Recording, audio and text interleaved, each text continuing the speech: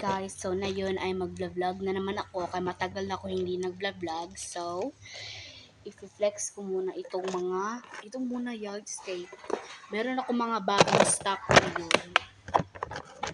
Yes, so dito lang yung mga lumukay na hindi panglagay. Ayan, at meron tayong bagong stock. Saan to? Ano to, te? Ano to? O, diba? O, pak. Oo. Pwede pa yan mag-disco-disco ka dyan, te. Ikaw naman, Ah.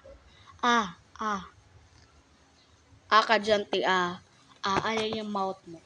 At pwede din siya ma-remove. Ayan, oh. Solar naman yan. So, next is, sarapin mo na ako. So, na po yung mga bagong gamit na yun. Ito na naman yung next. Hindi ko na i-flex this ang tagal na pinarino nila. Ito naman yung bagong collection natin. Meron tayong mga beanie. So, bago itong bili, guys. So, i-flex yun, 55 pieces from, I don't buy this in the Shopee. I buy this on the mall. Yes, there was a mall na nagtitinda na ito. So, comment below na gusto niyo ako mag-English o Tagalog o ganun o Bisaya ba kayo. Hindi ako expert sa mga Italian, mga ganun. Marunong ako sa Tagalog or English o Bisaya. Akong totoong voice is Bisaya. Yes, ay mga Bisaya from General Santos City. Yes, ganun. Tapos,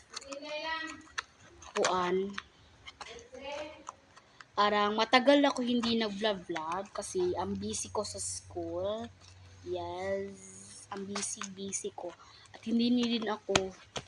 And yung bago nating rating ay ito, mga capybaras. Yes, na-unboxing na natin to, guys. Bago na itong bili na yon. At, mayroon siyang stickers. Capybara yan, te. Hala, nahulog po. Kamaya na yan. And some keychains. Hindi mo kita yung keychains. Ayan. Hindi ko makita ang keychain. White siya, pero brown to siya, guys. Brown to. At mga sticky notes. Yes. And ito. See you for part 2. Meron pang isa.